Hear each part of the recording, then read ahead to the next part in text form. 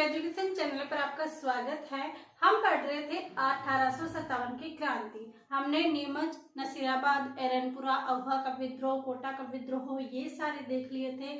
आज कुछ धौलपुर में जो क्रांति हुई थी वो देखते हैं। उसमें ज्यादा इम्पोर्टेंट नहीं है, बस धौलपुर की क्रांति में यही ध्यान रखना है कि कब स्टार्ट हुई थी, इसका नेतृत्व किसने किया था और इसका दमन किसने किया था, ये चीजें ध्यान रखनी है। और कुछ इम्पोर्टेंट क्वेश्चन और है इनसे, ये इसके अंदर देखते हैं, क्योंकि इसके अंदर हम देख रहे हैं कि बुक्स के अंदर और बल्कि आरबीएससी की जो बुक्स है उनको उनके क्वेश्चन भी इसमें देखा गया है, क्योंकि आरबीएससी की बुक्स को अपन ऑथेंटिक मानते हैं और उन्हीं में से जो अधिकतर क्वेश्चन आते हैं, क्योंकि पिछली जब एग्जाम में देखा था उनकी क्वेश्चन पेपर में भी डायरेक्ट उनके सीधे लाइनों से क्वेश्चन उठाए गए हैं आरबीएससी की बुक्स में से, तो वो भी इसके अंदर क्वेश्चन दिए गए हैं। तो चलिए आज हम स्टार्ट करते हैं धौलपुर की क्रांति। हमने 1857 की 5-6 क्लास ले ली है और कल एक क्लास और आएगी, इसके बाद हमारी 1857 की क्रांति कंप्लीट होती है।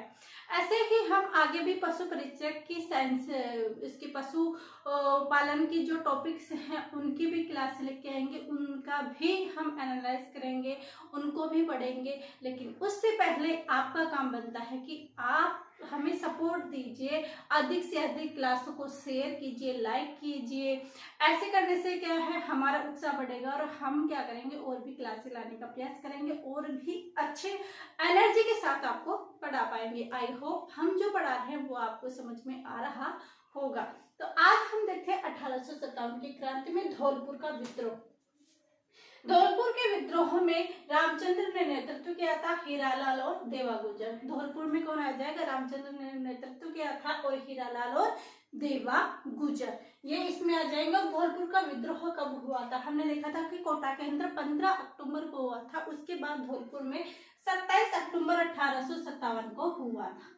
कब हुआ था, 27 अक्टूबर 1857 को हुआ था। जैसे कोटा में किया था कि उनके शासक को उन्होंने क्या कर लिया था, बंदी बना लिया था, उसी तरीके से यहाँ के यानी भरतपुर के शासक भगवंत सिंह को भी बंदी बना लिया गया था। धौलपुर के शासक भगवंत सिंह को पटियाला नरेश ने आजाद करवाया था। किसने करवाया था, पटियाला नरेश ने आजाद करवाया था, क्योंकि भरतपुर के शासकों ने भी क्या किया था, भरतपुर के शासकों भी क्रांतिकारियों ने बंदी बना लिया था, नजरबंद कर लिया था इसको। इस वजह से पटियाला के जो नरेश हैं उन्होंने क्या किया था कि इसको छुड़वाया था। और ये धौलपुर की ही ऐसी क्रांति थी जिसका प्रारंभ भी बाहर से हुआ था, यानी जो प्रारंभ करते थे वो भी भारत से थे और जो इसके दमन करता थे वो भी भारत से थे। यानी पटियाला नरेश ने इसको छुड़वाया था, इसका दमन किया था और इसको धौलपुर के शासक भगवंत सिंह को छुड़वाया था। और इनका प्रारंभ कहाँ से हुआ था, इंदौर ग्वालियर से प्रारंभ हुआ था, क्योंकि ये उस सीमा को टच करते थे। धौलपुर तो आज राज्य बना है, आज जिला बना है राजस्थान का राज्य का, लेकिन उस टाइम तो सारा क्षेत्र एक ही था। तो धौलपुर के शासक भगवंत सिंह को पटियाला नरेश ने आजाद करवाया। अंग्रेजों ने मदनपाल, कल मैंने लिखा था मदनपाल की उपाधि, लेकिन आपको बताना भूल गई थी, इसलिए आज दोबारा से इसके साथ एक क्वेश्चन और आ जाता है कि अंग्रेजों ने मदनपाल करोरी का शासक था जिसने अंग्रेजों को साथ दिया था।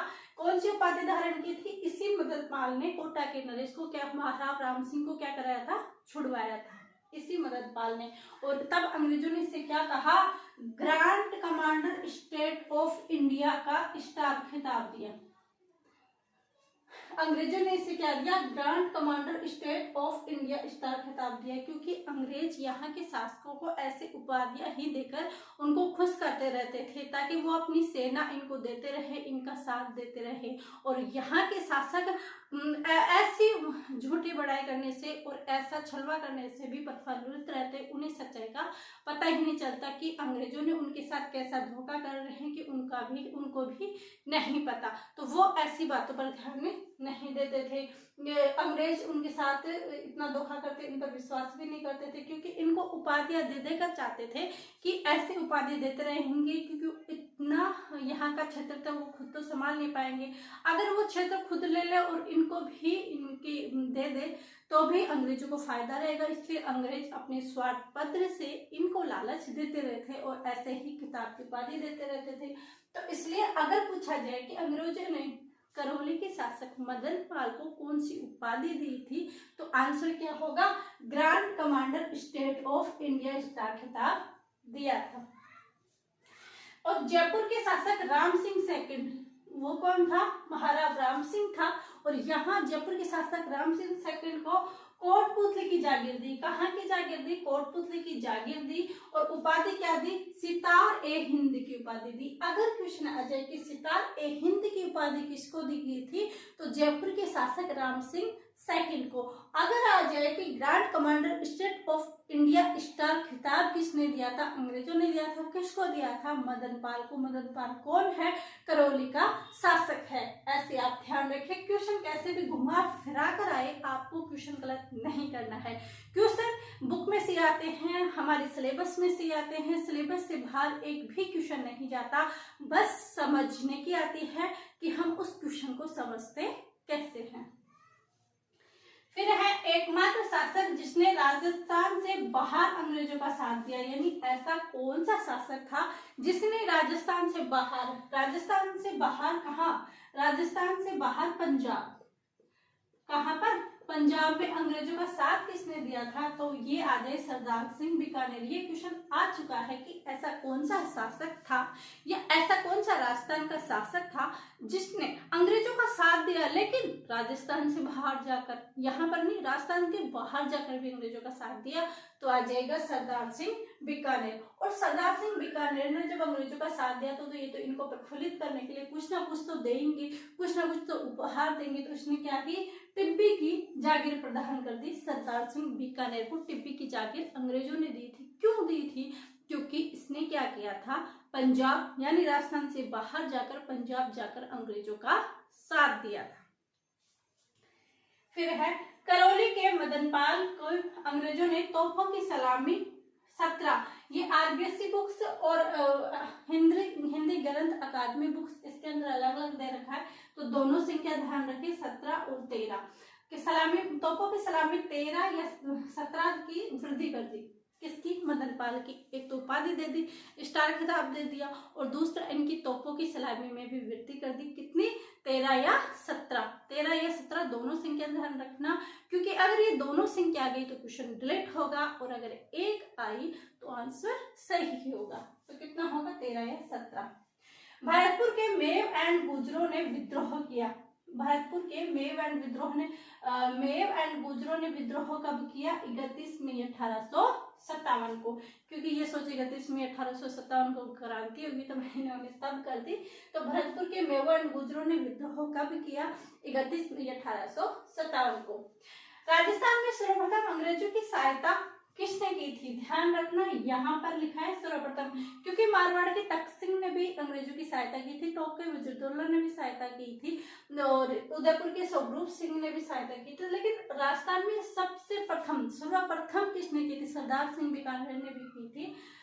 लेकिन यहाँ पर क्वेश्चन है कि राजस्थान में सर्वप्रथम अंग्रेजों की सहायता किसने की थी, तो स्वरूप सिंह ने की थी। किसने की थी, सर्वप्रथम आ जाए कि अंग्रेजों की सहायता किसने की थी, तो स्वरूप सिंह ने। अगर राजस्थान के इन शासकों का, सैनिकों का अगर अंग्रेजों का साथ नहीं देते तो अंग्रेजों की ये हिम्मत नहीं थी कि वो यहाँ से यहाँ के प्रदेश जीत ले, यहाँ पर उन खुद का अधिकार जमा ले। लेकिन हमारे खुद के शासकों ने अंग्रेजों का साथ दिया, और अंग्रेजों का साथ मिलने की वजह से वो जीत पाए। और साथ देने की भी वजह ये थी क्योंकि ये परेशान हो चुके थे, उधर से मराठा वगैरह का आक्रमण चल रहा था, इस वजह से अलवर के राजा विनय सिंह, कौन, विनय सिंह ने अंग्रेजों की सहायता की, स्वरूप सिंह ने, मारवाड़ी के तख्त सिंह ने, सरदार सिंह ने। ये ध्यान रखना, ये क्वेश्चन आ सकते हैं कि निम्न में से किसने अंग्रेजों की सहायता नहीं की, तो ऐसे क्वेश्चन आप ध्यान रखना। और अलवर के राजा विनय सिंह ने अंग्रेजों की सहायता की, और टोंक के नवाब वजीरुद्दौला ने भी अंग्रेजों के समर्थन किया, ध्यान रखना। और एकमात्र रियासत धौलपुर, कौन सी, एकमात्र रियासत धौलपुर, जहां क्रांति का प्रारंभ करता इंदौर और ग्वालियर और दमनकर्ता पटियाला के नरेश। ये दोनों ही कहाँ के थे? बाहर के थे। ये मैंने आपको पहले भी बता दिया था, अब इसमें लिख भी दिया। तो ये हमारे 1857 की क्रांति है। आई होप आपको समझ में आ रहा होगा। अगर इसमें आपको कुछ डाउट रहता है तो आप हमें कमेंट करके बताएं, और कुछ भी आपकी ऐसे है कि आपको कौन सा टॉपिक पहले पढ़ना है तो वो भी बता दें, हम वो टॉपिक पहले से लेके आएंगे। और कोशिश है हमारी कि राजस्थान पशु परिचय की कंप्लीट क्लास लेके आए। कंप्लीट क्लास का अर्थ है कि भूगोल, इतिहास, संस्कृति और पशुपालन और साइंस की क्लासें यहाँ करवाने की सोच रहे हैं। बाकी मैथ का देखेंगे अगर टाइम रहेगा या नहीं रहेगा, तो मैथ आप अदर टीचर से पढ़ सकते हो। बाकी पूरा सिलेबस यहाँ पर करवाया जाएगा। और यह आपको कैसी लगती है हमें प्लीज कमेंट करें, वीडियो को लाइक करें, शेयर करें एंड सब्सक्राइब करना ना भूलें। आप सभी का धन्यवाद। Thank you.